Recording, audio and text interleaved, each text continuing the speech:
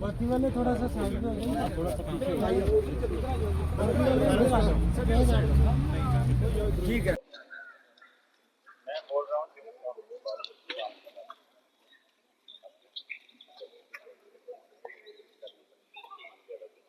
Subsidy हम दे रहे हैं 50%। उसके अलावा अगर कोई पानी का साधन करना चाहता है उसमें भी सब्सिडी दे रहे हैं। रोजी रोटी दे रहा, और भी बहुत सारे लोग हैं, खुद ही अपने लिए नहीं कमा रहा बल्कि और लोगों को भी दे रहा हूँ। तो मुझे यकीन है कि आज आप जो जा रहे हैं वहाँ पर सभी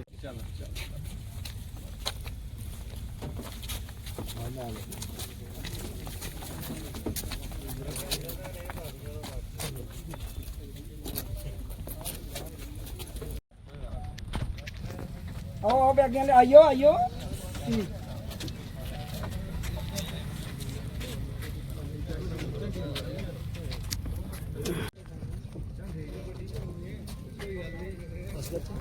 सर एक मिनट।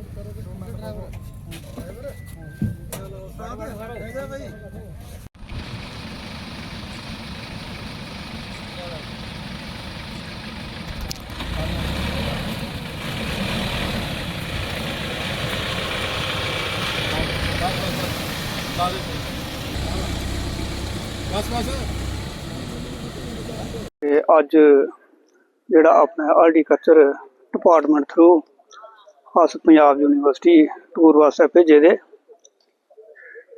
क्योंकि जी जानी कि पंजाब यूनिवर्सिटी टूर वास्ते जा रहे हैं, जिहदे च अज कुछ मैं तो अज तो कोई 8 साल का बागबानी कन्नै जुड़े दा, और इस महकमे तरफों अज टूर जा रहा, जिहदे च कुछ सानू जे जानकारी कुछ है, कुछ होर नवी सीखण नूं भी मिलेगी, जिस कारण समय तो समय डिपार्टमेंट सानू इस टूर ते अगे भी भेजदा रहिंदा।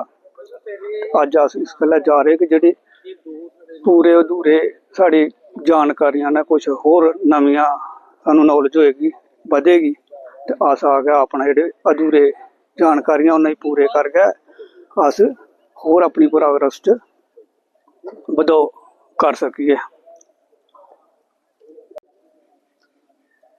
जी, मैं दर्शन कुमार थापा, डिस्ट्रिक्ट सांबा, और गांव मेरा जो है बड़ोड़ी है। हम पंजाब एग्रीकल्चर यूनिवर्सिटी में एक्सपोजर विजिट के लिए जा रहे हैं। वहां पर हमारी कुछ ट्रेनिंग होगी। हम शुक्रगुजार हैं इस सरकार के और डिपार्टमेंट जो बागवानी महकमा है उसके भी शुक्रगुजार हैं, जो हमको टाइम से टाइम ये भेजते हैं, कुछ सीखने का मौका मिलता है।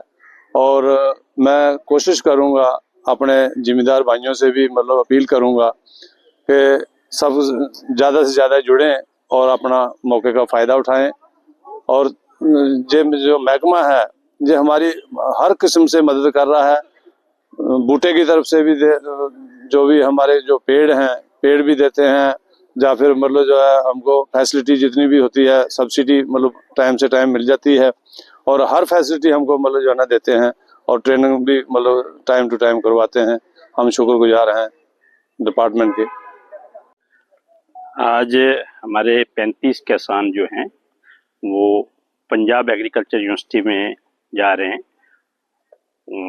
इसका मकसद ये है कि किसान को ज़्यादा से ज़्यादा जानकारी बागबानी के बारे में देना, क्योंकि आप देख रहे हैं कि आज का जो हार्टिकल्चर है वो पुराने तरीके से हार्टिकल्चर करने से इतने पैसे नहीं कमाए जा सकते, बल्कि टेक्नोलॉजी बदल चुकी है। जैसे आप देख रहे हैं यहाँ पे ड्रिप इरिगेशन लगा हुआ है, तो ये ड्रिप इरिगेशन पहले नहीं था। आज की डेट में इस ड्रिप इरिगेशन के फ़ायदे नज़र आने लगे, टेक्नोलॉजी बदल गई, कम पानी इस्तेमाल करता है, क्योंकि बहुत सारी जगहों में पानी की किल्लत भी है। तो अगर ड्रिप इरिगेशन और जो भी टेक्नोलॉजी हम अगर नई लगा के तो आपने ये बागबानी को बढ़ावा देंगे, तो मेरे ख्याल में हम काफ़ी हद तक आगे बढ़ सकते हैं। इस सिलसिले में इसी तरीके से हाई डेंसिटी प्लांटेशन पर ज़्यादा से ज़्यादा जोर दिया जा रहा है। तो हाई डेंसिटी प्लांटेशन के लिए जानकारी देना हमारे फील्ड स्टाफ का भी काम है, हम लोग भी जानकारी दे रहे हैं। लेकिन उसके साथ साथ अगर वो जब देखते हैं इसके रिजल्ट हमारे किसान भाई के कहीं पे हाई डेंसिटी जब है प्लांटेशन हुई है, वहाँ पे जाके उन लोगों से मिलते हैं जिन्होंने हाई डेंसिटी का काम किया है, तो वहाँ से उनको एक कन्विंसिंग पावर मिलती है। वो मुतमईन हो जाते हैं कि हाँ हम भी ये कर सकते हैं। और इसमें कोई दो राय नहीं, हमारे किसान भाई बहुत मेहनती भी हैं और वो आगे काफ़ी कुछ करना भी चाहते हैं। इतना ही नहीं, अगर वो इस टेक्नोलॉजी को और हमारी जितनी स्कीमें उन सब का फ़ायदा उठाते हैं तो मेरे ख्याल में वो रोज़गार खुद ही नहीं बल्कि और लोगों को भी रोज़गार दे सकते हैं। खुद तो उनको रोज़गार मिलेगा। तो इस सिलसिले में हम अपने किसान भाइयों से गुजारिश करते हैं कि आप जाइए वहाँ पे और वहाँ पे आप अच्छे अच्छे बागों में भी लगाइए, विज़िट करिए और उसके साथ साथ वहाँ के जो एक्सपर्ट हैं उनसे मिलें। हमारे जो ऑफिसर साथ में जा रहे हैं वो उनको डिफरेंट एक्सपर्ट से वहाँ पे भी मिलाएंगे और मछली बागों में ले जाएंगे। उससे एक ये इंस्पायर होके तो मुझे यकीन है कि वापसी पे आके ये उस सारी टेक्नोलॉजी को अडॉप्ट करेंगे और इस तरह के प्रोग्राम हम वक्तन फ़क्तन करते रहते हैं ताकि हमारे किसान को ज़्यादा से ज़्यादा जानकारी मिले। क्योंकि जो हम महसूस कर रहे हैं वो एक कमी हमारे गैप ऑफ नॉलेज में है। हमारे किसान को इतनी जानकारी नहीं है जिस वजह से वो कर नहीं सकता है कुछ।